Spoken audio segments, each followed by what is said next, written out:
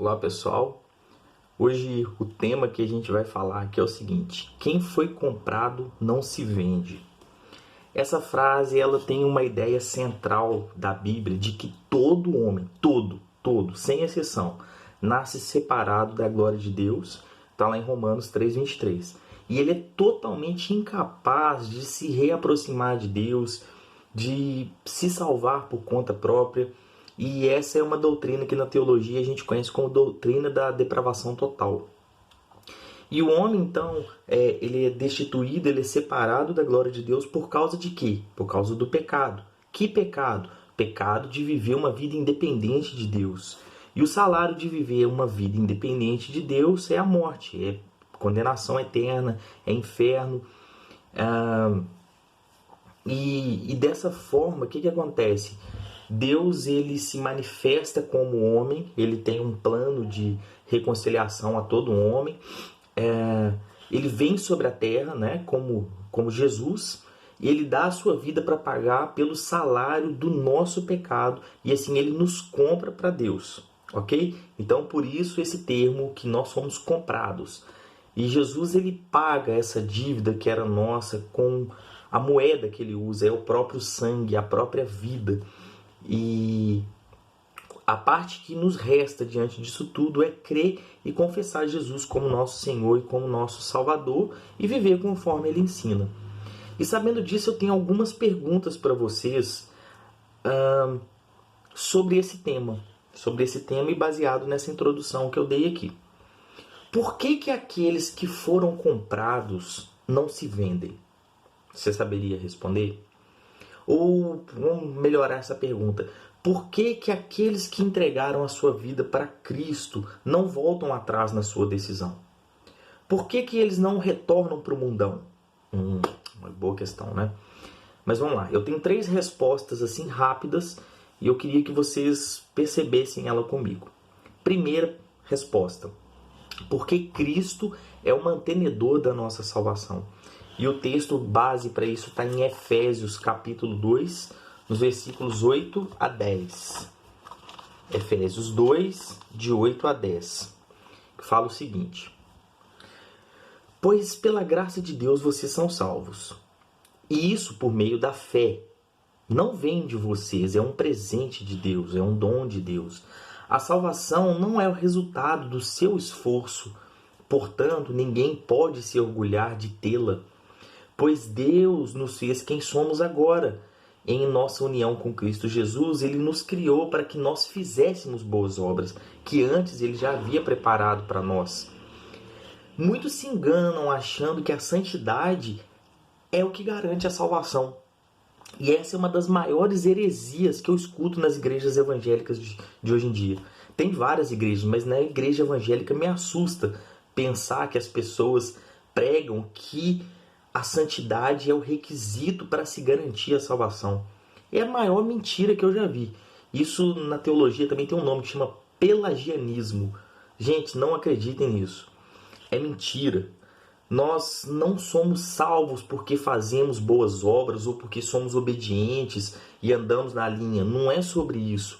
Os judeus lá no Antigo Testamento, até no Novo, pensavam que a salvação vinha pela obediência da lei. Mas a gente sabe que a fé no Messias era aquilo que garantia a salvação. Então, desde sempre, não foi sobre obras, sobre santidade, foi sobre fé e sobre graça. Nós não mantemos a nossa salvação, Cristo mantém, e por isso a gente não perde a salvação. Logo, não tem como a gente vender algo que não é nosso. A salvação ela foi dada e é mantida por Cristo. E aí ele fala, olha, vocês, se a gente pegar o livro aqui de Tiago e de Romanos, principalmente, a gente pode fazer uma síntese básica que é o seguinte: nós não somos salvos pelas boas obras, mas para as boas obras, conforme esse texto de Efésios que eu li com vocês. Pergunto de novo, por que aqueles que foram comprados não se vendem? Segunda resposta, porque quem está em Cristo é uma nova criatura. Segundo Coríntios, segunda carta de Paulo aos Coríntios, capítulo 5, versículo 17. Essa aqui nem vai precisar de abrir, que essa é fácil. Assim, Se alguém está em Cristo, é uma nova criatura, e as coisas velhas se passaram. E eis que tudo se fez novo. O que se fez novo? Tudo se fez novo. Cristo nos deu uma nova história, nos deu um novo modo de ver, de viver a vida, de olhar as pessoas e o mundo de um prisma diferente. A gente passa diariamente por um processo que é chamado de metanoia. Vocês conhecem a metanoia? Já ouviram falar? É um termo que significa transformação e renovação da mente, dos pensamentos, de modo que quanto mais a gente busca em Cristo, busca na palavra, busca o crescimento espiritual, mais a gente tem a nossa mente renovada. Renovada como?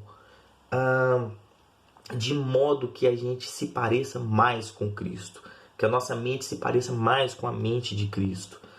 E isso está lá em Romanos, capítulo 12, versículo 2, né? Não se amoldem nos padrões desse mundo, não se amoldem nesse padrão do pecado, não se amoldem aos seus próprios desejos, mas antes renovem a sua mente em Cristo para vocês experimentarem as boas, perfeitas e agradáveis vontades do Senhor. E essa é a nova vida.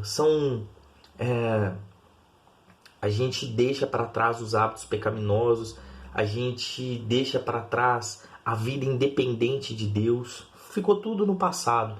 Daqui em diante, a nossa missão é ser uma nova criatura, é ter uma mente renovada, atitudes renovadas. Não tem como a gente querer retornar a ser como antes. E eu explico isso na minha terceira resposta. Por que quem foi comprado não se vende? Porque a nossa gratidão é eterna. Em João 19:30, quando Jesus já está lá quase entregando sua vida por completo, ele levanta o olho para o céu e ele fala para Deus: está consumado. Gente, eu não sei vocês, mas quando eu me deparo com essa cena de Jesus olhando para o alto e gritando: está consumado, acabou, eu fiz o que ninguém mais poderia fazer, eu resgatei aquele que não merecia, o pecador digno de inferno, de condenação eterna, está tudo consumado por ele, para que ele consiga se reconciliar com Deus, para que ele possa se reconciliar com Deus, para que haja salvação. Diante disso, por que a gente não se vende? Porque a nossa gratidão é eterna. O estar consumado garante a minha gratidão. Se ele deu a vida dele por mim, agora é a minha vez de dar a minha vida em gratidão para ele. E o que eu tenho de mais precioso é o que eu dou. O que eu tenho? A única coisa que eu tenho é isso. É o meu coração, a minha mente, é o meu corpo. Então eu dou para ele como gratidão, como oferta de gratidão. Ele me salvou, ele me aceitou, e agora, como gratidão, eu me oferto a ele. E aí vocês podem pensar o seguinte: E o que dizer daqueles que abandonaram a fé e se venderam? Porque acontece.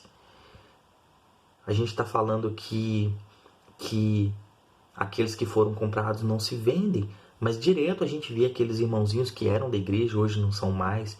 Aqueles que cantavam no louvor e hoje estão muito doidos, perdidos por aí. O que dizer desses que abandonaram a fé e se venderam? Então, aqui a gente tem duas possibilidades. Ou nunca foram salvos, ou um dia ainda voltarão. E eu queria falar um pouquinho sobre isso também. Vamos falar o primeiro, os que nunca foram salvos. Pé de manga da goiaba. Eu vivo falando isso em todas as igrejas que eu passo. Mas vamos lá, pé de manga da goiaba? Nunca vi. Um pé de salvo em Cristo. Um pé de salvo em Cristo dá o quê? Deveria dar o quê? Frutos de arrependimento, frutos de fé, frutos de amor, né, de obediência. É a metanoia, é o que a gente falou aqui em cima. É aquilo que a mudança de mente faz a gente fazer. A gente não é mais o mesmo. Somos novas criaturas. Então, aos pés de manga que dão goiaba, o que a gente pode confirmar é que nunca foram pé de manga, sempre foram pé de goiaba. Traduzindo, nunca foram salvos. E isso dentro do nosso campo cristão a gente chama de os cristãos nominais. É o que mais tem dentro da nossa igreja.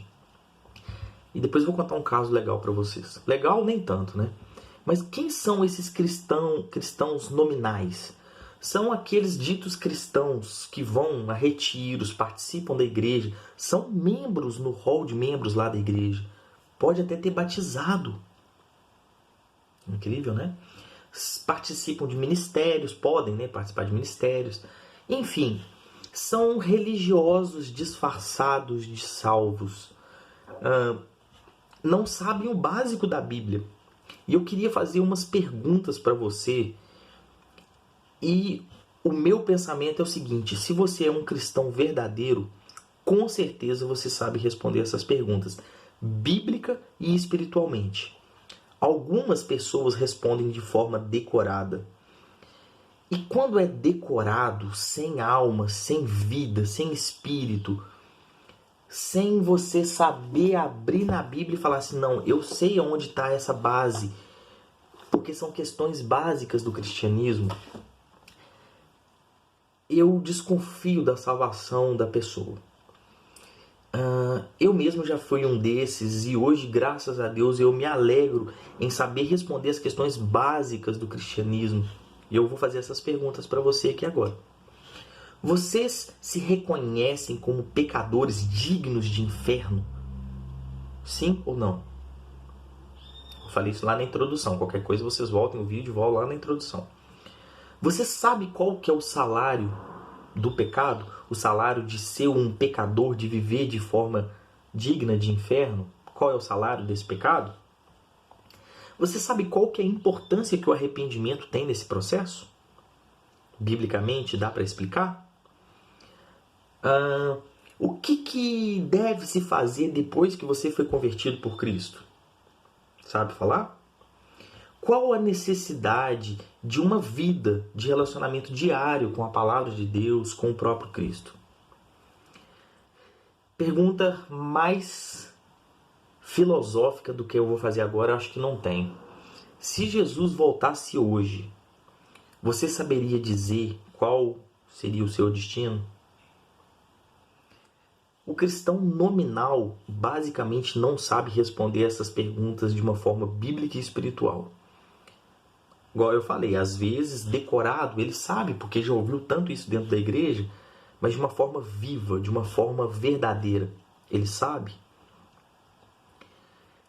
O segundo ponto aí, que eu falei, né, a pergunta, né? E o que dizer daqueles que abandonaram a fé? O primeiro, talvez eles não são salvos, ou certeza eles não são salvos. Segundo, um dia ainda pode ser que eles voltem, antes que Cristo venha para arrebatar a sua igreja, né? E é por isso que a gente não julga, a gente não sabe. Não cabe a nós o julgamento da salvação alheia. Cabe a nós o ir de fazer discípulos. O julgamento ele não pertence a gente. O fato é que alguns esfriam, pecam, caem. Agora, esses que um dia voltarão, como é configurada a vida deles? O pecado ainda machuca eles. Eles cometem, sentem aquele primeiro prazer do pecado, que todo pecado é prazeroso. Mas ele cria ali uma dor, um incômodo, que a pessoa sabe que ela está fazendo errado, ela sabe que ela está magoando o coração de Jesus, ela sabe. E esse estilo de vida liberal, pecaminoso, produz uma tormenta diária no coração dessa pessoa, na mente dessa pessoa. E ela sabe que ela está fora do lugar, ela sabe que aquela vida não é a vida que ela decidiu quando ela ofertou a vida dela para Cristo. Um dia essa pessoa vai acabar retornando. E aí pode estar passando na sua cabeça assim, então peraí, eu posso pecar deliberadamente então? Já que a salvação eu não tenho que fazer força, é de graça, então eu posso pecar o tanto que eu quiser? Paulo fala isso na sua carta aos Romanos. A resposta é não. Não. Não é porque a graça nos permite entender que tudo é lícito, que a gente faz tudo, até porque a gente vê que tudo é lícito, mas não é tudo que convém, não é tudo que edifica, não é tudo que agrada o coração de Deus. Se você faz essa pergunta, então eu posso pecar deliberadamente? esperando que eu dê uma resposta para você assim, talvez, sim. Penso eu que você talvez não tenha se convertido, que você não tem certeza da sua salvação ainda. Conclusão de tudo isso que eu estou falando aqui. Se nós somos comprados, nós não nos vendemos porque Cristo é quem mantém a nossa salvação. Porque somos novas criaturas. E porque nós somos eternamente gratos por ter sido salvos de um destino tão merecido e terrivelmente assustador. Então é isso. Eu espero que Deus tenha falado com você através dessa mensagem. Deus te abençoe.